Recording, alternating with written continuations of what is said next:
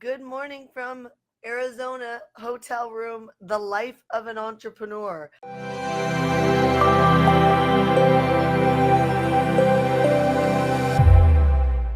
Anyway, I just want to say good morning to you at 6 a.m. Coffee with Shanda. I don't have my mug today, which is such a bummer, but I just want to start this Coffee with Shanda saying that we're going to laser coach your business today. So, whatever problems you're stuck at or whatever area you might be feeling overwhelmed or frustrated, please bring that question to the comment section so that I can pick up the question and then answer the question.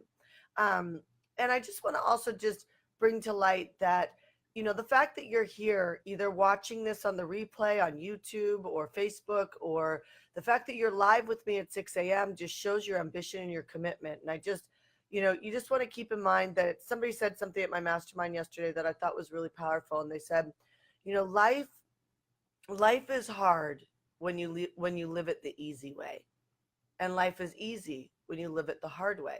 And what that means is that, getting up at 6 a.m. in the morning and being here with Coffee with Shanda is the hard way.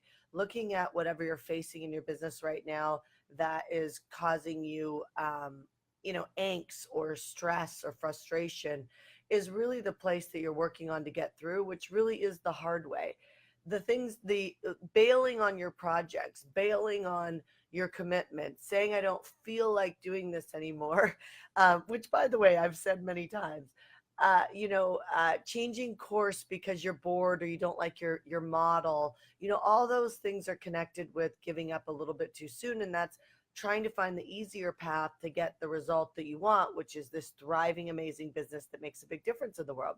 So just keep that in mind when you're working through your day, your week, when you've got a project in front of you or a goal that sometimes feels overbearing or overwhelming or just like it's never going to happen. Remember this saying that I heard yesterday: life is hard when you live it the easy way. So if you're searching for the easy path, life is hard when you live it the easy way. But life is easier when you actually make a commitment to live it the hard way. All right, let's get into your questions. Again, sorry about the lighting. I'm here in Arizona at my mastermind. I'm in a hotel room and there's horrible lighting. So let's rock this and let's go. So go ahead and ask your question below. And when you ask your question, this is Freestyle Fridays. I do it every Friday where I don't prepare content. You just give me the content, which is your question, and I will laser coach it just like I would do in any of our Pace Club or Marketing Mastery masterminds.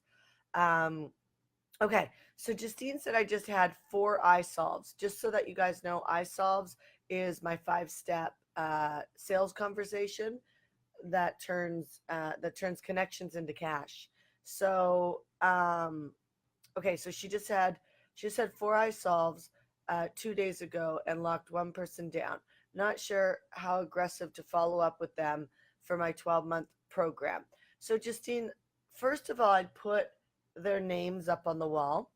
And so I put all the people I've talked to up on a wall when I used to do our sales center, and I put their names up on the wall, and I would write what I believed for them. Like, what did I believe that, like, say you or someone I talked to, I'd put Justine.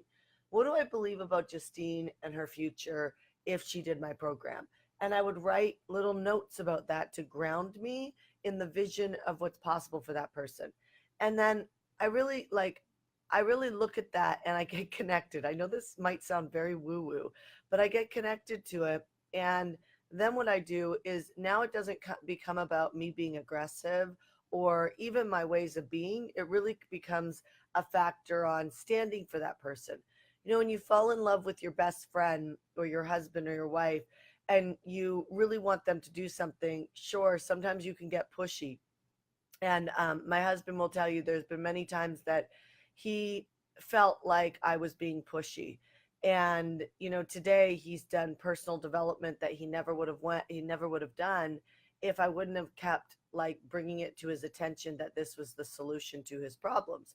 And now today he lives this life where he can really set a goal and go after it, and he also has the skills to emotionally walk through any fears or challenges or self-doubt that he ever faces. So my point is where you put your attention is really important. So if your attention is on you And I'm not sure how aggressive to follow up, which by the way is a totally appropriate question. But when your attention is on you, it's just like marketing. It's a small tweak that changes the words you use, the energy you use, even preventing you from apologetically or too aggressively going after something. So you know the right way to actually follow up with someone when you look at the vision of what they can create and what you're willing to put in to help stand for them to actually create that result.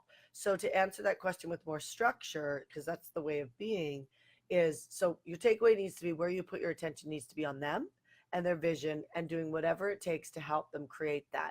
There are people that I have talked to through Facebook messaging for like 6 months. And every time they message me, I tell them, okay, this problem that you're talking to me about could be solved in my HeartCore leadership program. This problem that you're talking to me with, I've told you already, you could jump into Pace Club and you'll have a buyer's list and blah, blah, blah, blah, blah, right? And so it's like being relentless to stand for them. Now, the way I follow up often is I check in. Like, there's a friend of mine that I really felt should do our leadership program. And, I just check in. I just send a text. Hey, I'm just checking in with you. Did you make a decision to jump in? But that was appropriate because I could land with him on that because we had such an open, honest, and a good conversation. If he was resistant, I would probably be sending him either 10, 15, 20 case studies or testimonials at a time saying, look at all these people winning. You should be in this program too, or you should be winning too. Let me know when you're ready to jump in. That's a way of following up.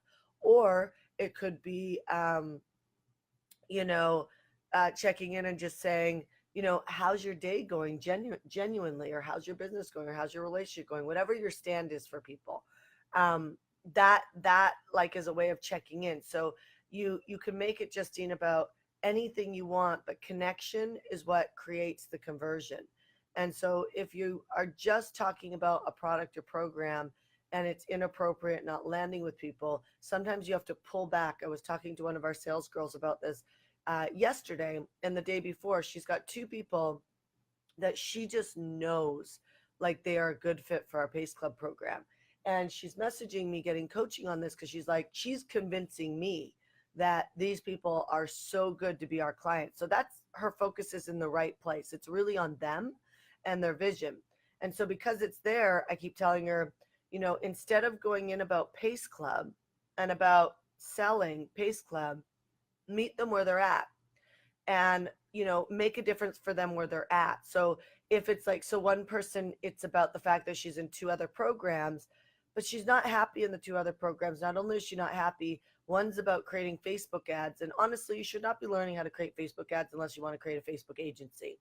I know it feels like a good idea, but it's not a good idea. I would never learn Facebook ads. And so I said, you go into her and you keep empowering her about, completing what she starts, about, meeting her where she's at, where you're creating a connection and letting her know that she can do this, giving her daily doses of inspiration, asking her what she's dealing with today, and coaching her. It's almost like proving that we are her coach, but it's not even about proving it because our attention is on the human being, not the profit. So I'm a big fan of people before profits.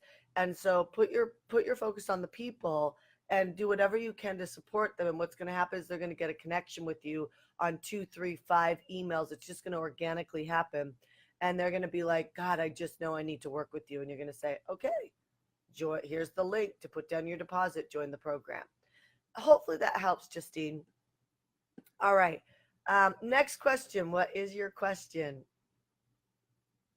I'm here in Arizona in a hotel doing Freestyle Fridays. And I just woke up, as you can see.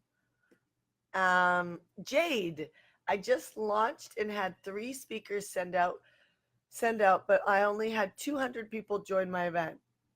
Does this mean something could something be wrong, or am I just worrying about nothing? Okay, so just for new people who are watching, I teach people how to do online shows, kind of like what I'm doing right now, but they're giving around a very specific theme, and like New York Times bestsellers, Amazon bestsellers. People have written books, or influencers endorse their online shows. And then what happens is they become a great influencer. And then, basically, influencers are able to make offers that people want, and then they make money and they make a difference in the world. So that's what Jade's doing right now. And she had 3 speakers mail for her, and she only had 200 opt-ins. So first of all, Jade, you want to look at your conversions on your registration page. Go back to your registration page, pull up the analytics, and see how many people are landing on the page and how many people are registering. What you want to do is you want to have that page anywhere between 45 and 50%, because you're dealing with warm traffic, not Facebook ads or anything like that, which would change the conversions. So because you're dealing with warm traffic, you want it to be about 45 or 50% of them registering. So first you need to look at that before you can go further, because what sometimes happens is that, if the email went out yesterday, maybe it takes a couple days for not everybody's checking their emails on a daily basis. I know it's crazy, as entrepreneurs, as people who are ambitious, we're like on our emails and checking them all the time, but not everybody's like that. So if you have an industry like parenting or artwork or a nonprofit or whatever that looks like, depending on the human being you're dealing with, they might not have a habit of checking their email multiple times a day. So I would first look at the registration page, look at your opt-ins, then go and see, um, you know, is the page converting at 45 or 50%? My husband's doing a show right now, and the page is converting, I think he said, at 70%, which is incredible. And so then look at, was the email sent out yesterday? If your conversion rates are in a good place, then just be patient for that to catch up. If it doesn't catch up, then your email copy needs to be tweaked and it's not working well. Hope that helps as far as digesting that. Okay, so as people are joining, I just want to share something that I started this Facebook Live with, and that is I'm here in Arizona right now studying with my mastermind, hence the really shitty lighting. Um, but somebody said something that I thought was super powerful, and it just kind of tweaked my mind. And it was this concept or this belief system, or really the reality, that if you try and live your life the easy way, it will be hard, which is when we make decisions to try and fit into, like, I would be more passionate if I did that. Now, by the way, I'm not talking about not doing things that you're passionate about, but often when we're in a build, like building our email list, and we don't have a good email list, it's like, oh, we feel defeated. And so what we do is we go focus on the things that we're more comfortable focusing on, that we feel better at. And what happens is we start to make decisions and choices based on the easier way of living our life, which then actually results in a harder life. If you focus on living your life the hard way, which is actually focusing on the things that are hard right now, then you will free yourself up to live your life the easy way. And it's just, I recommend everybody write that down and put it up on the wall for the next month. Oh, I don't have it sitting in front of me. It's even like, I don't know. I'll leave it at that. But write it down. Have that around you so that you're gonna go unconscious, where you're gonna want to you're gonna want to make choices that feel like these are the easy way, and you're gonna do it in your relationships. Like, it's easier for me to walk out the door right now than to talk to you. It's easier for me to, go back to searching Facebook than to figure out why my webinar is not converting. It's easier for me to stay in bed than go for a run right now. It's easier for me to stay in bed than, go lift weights if I sprained my ankle because I committed to working out, right? It's always easy. We can pick the easier way all the time. And, there's a bunch of people in my, not a bunch, but there's a good group of people in my mastermind that have done Wim Hof's work, which is jumping in freezing showers. And my friend Jesse Itzler and Joe DeSena, they live like this. And a lot of my clients and myself admire these guys because they live life the hard way. And I will say I had an even bigger tweak, as studying with all these, incredible people, that, so many people who are at the top. There was this guy who owns a real estate company, or no, it was a financial firm, a financial wealth company. Might as well be a real estate company. There's some of those in there too. And he basically had like 2 offices last year, and he has taken a cold shower every day. And like he told a story of how he learned this theory of living life the hard way about a year ago. And he put ice all in the bathtub, and then he sat on the ice, and he's like, that was interesting, that was hard. But then he made a commitment to taking a cold shower every day, and he said when he started he could only like turn it on, turn it off. And he goes, now he takes all of his showers in freezing cold water. He said, I was even once in a hotel room with my family and I saw the ice machine, and he goes, I used that as an opportunity to live the hard way.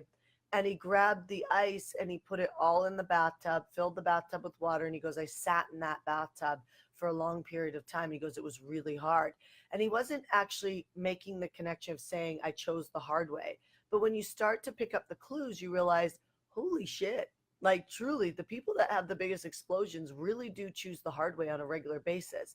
And today, now I am paraphrasing. So I believe he has 20 or 24 offices around the globe that are crushing it. In 1 year, going from 2 or 3 offices to 23 in 1 year, that type of explosion. And he's like, I really contributed to the fact that I really took this way of life on. And so it changes your thinking, as my friend Joe DeSena says. Jesse Itzler, who wrote Living with a Seal, says it teaches you how to find your next gear. Like there's so much more in you. Joe always says, he owns Spartan Races. He always says, if you start your day like that, everything else seems easy. So it's back to this concept. If you focus on the hard stuff, then what's going to happen is you're going to do what it takes in these intimate present moments that unleash the life you really want to live. But we get pissed off, we get mad, we get strong, especially as strong people, and we make these decisions that, well, you know what, I don't want to do that, and so you're not going to make me. And then we make these bad decisions that are according to the easier way of living, and what happens is we end up living a harder life, a harder marriage, a harder parenting, a harder business, whatever that looks like. So I just invite you to take on that mantra even for the next 30 days and test it. Where right now I'm being tested with the fact that we went into, a cash crunch inside of HeartCore, which is the first time in so many years, because we're in a huge growth spurt and I've done huge hiring, opened up this leadership training, which, I don't sell it for enough money. So it is a cash drain on the company. There's like all these different aspects, and we're coming out the other side of it. And then, of course, the woman I pray with, Janice, says, did you tithe your 10% off of your gross? And I'm like as if I want to tithe my 10% off of the growth when we're in a cash crunch, and I'm moving, multiple hundreds of thousands of dollars out of my savings in the last, month to be able to cover cash flow, right? Like that's not exactly a logical, even a desired, even no matter how faithful I am, it's like, oh, I'll catch up like at the end of the year, like you want to take the easier route versus even what scripture says, which is test me on this law of tithing. So I'm just sharing my own personal moments with that. So by Tuesday of next week, I made a commitment that I would do my tithe of 10%. And she even said, well, you could do a little bit less if you want. It's like, but what does that mean? Does it mean that I'm not being faithful? And it actually does to me, because so what it means is that I choose the hard way to really be faithful. And I think that, like, if I even take that to my relationship, like the hard way of staying in a conversation I might not want to stay in, to be able to get to the other side of it with a commitment to be in unity with my husband, is much harder than being right and walking out of the room. And so when you look at all of these systems of how you could run your life, there are systems in running your life that successful people put into play that really make a difference. And so there has to be a willingness to test it or try it out, especially if you're a driven person. And we have driven entrepreneurs that follow me. And if you like this, hit hearts and let me know that this is even hitting home with you. you know if you choose to operate like this, you're going to free yourself up to truly access the things that you want to access, but challenge yourself for 30 days. Like actually chart it up on the wall. just like you do your sales or anything that you want to raise money for or sell or whatever you want to do. If you put it up on the wall, I'm a firm believer that that connection creates a result. And so put your challenge up on the wall and every day ask yourself, did I choose the hard way or the easier way in whatever came up? And let's be honest, every day something hard is going to come up, and we have the choice to either walk towards the resistance and do it or run from it and not do it and choose the easier route. Even though it might not seem like the easier route, you know if it is. All right, you guys, I'm going to go jump in the shower, wash this mop of a hair, and get myself to my mastermind meeting today and then fly back to San Diego tonight. All right, I will talk to you soon. Bye. If you like this Coffee with Shanda, please leave me a comment and let me know. I really do appreciate what you got out of it and to read that. All right, talk to you soon. Bye.